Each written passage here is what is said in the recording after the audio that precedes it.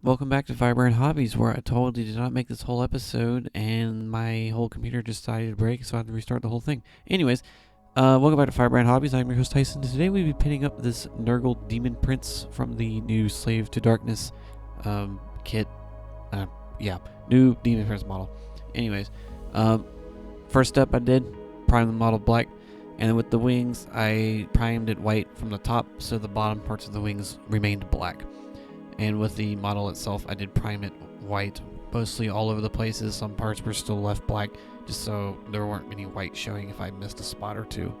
But after that was done, I used Plaguebearer's flesh on the armored panels of the Demon Prince.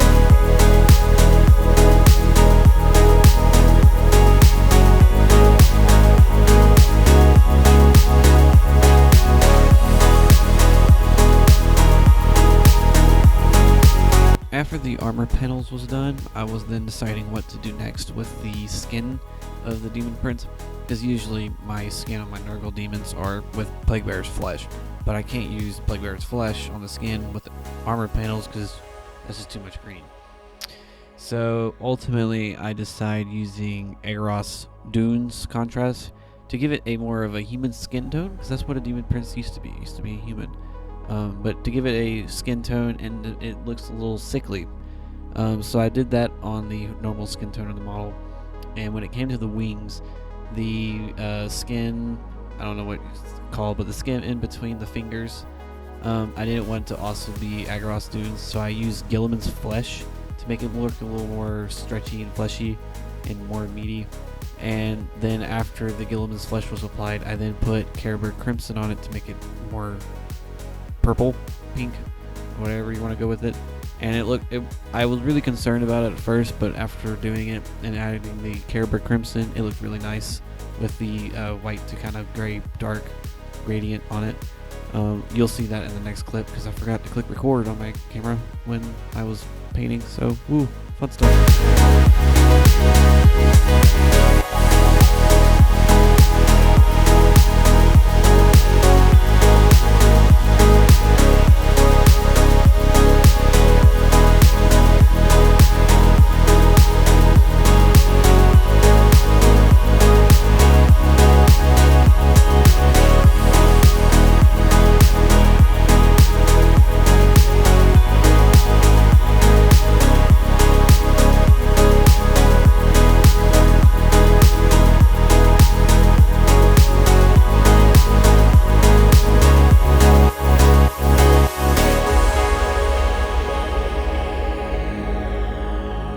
After the skin was done, I then went back over the horns and more of the bony sections with Skeletons and Hordes.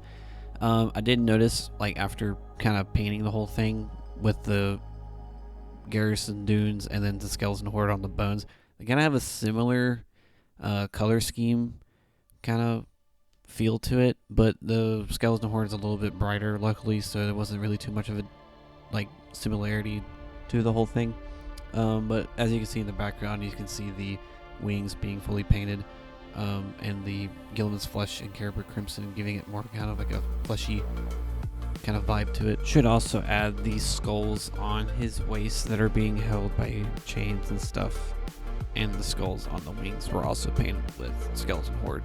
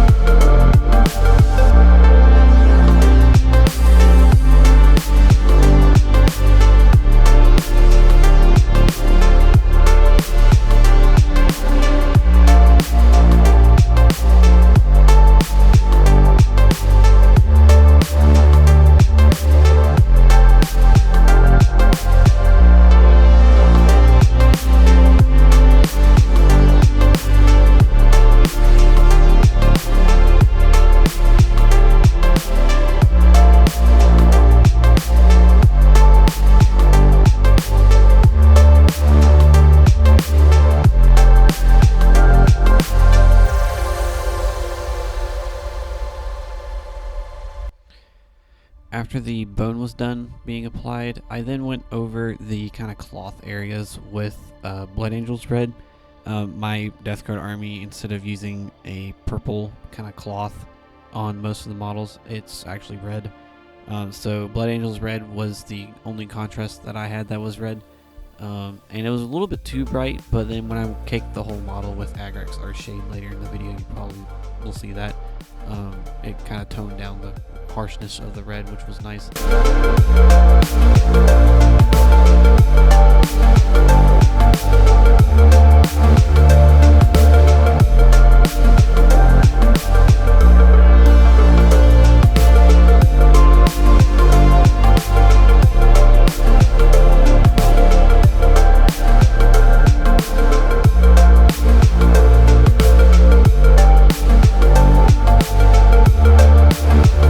After the red was applied to the cloth, the tongue was painted with Vulpurous Pink and Carebrick Crimson.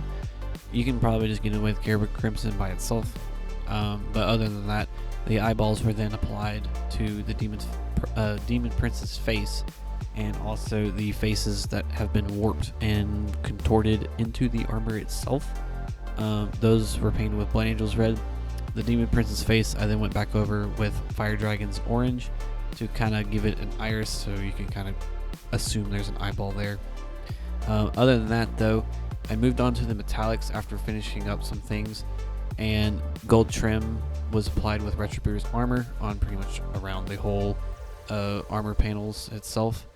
And the symbols, skulls on the waist and chest were painted with Lead Belcher. The sword was also painted with Lead Belcher, except the kind of horn crossguard and the handle, that was painted with Bethesard's Gold. And the middle of the sword was painted with Bethesard's Gold too. And then the pommel itself was painted with Retributor's armor. But after all that was said and done, because I did not click record, Agrax Earthshade was caked over the whole model itself, which is good because it degraded the kind of harshness and brightness of the model to kind of suit my color scheme of my Death Guard.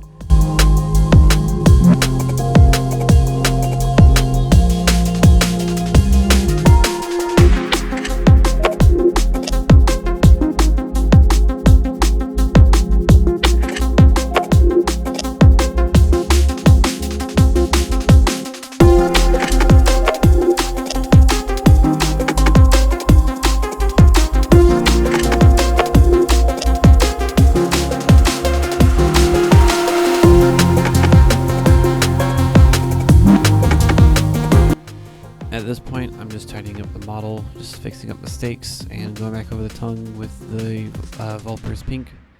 I then went back over the sword itself with Typhus Corrosion and the oxidizing paint, which I can't pronounce off the top of my head because it's really confusing. But I made the sword rusty and all that stuff to kind of give it Nurgle's rot and decay look to it.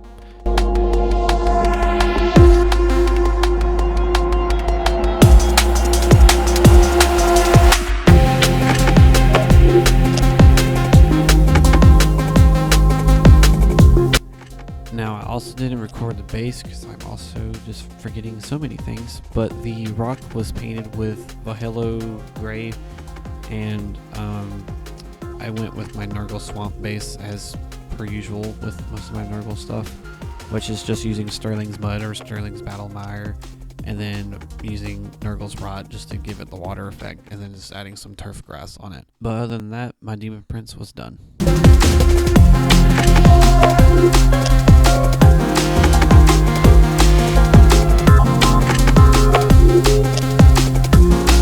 After painting the model and basing it, I would definitely say this new Demon Prince model is one of my favorites, and probably one of my favorite models I've ever painted so far.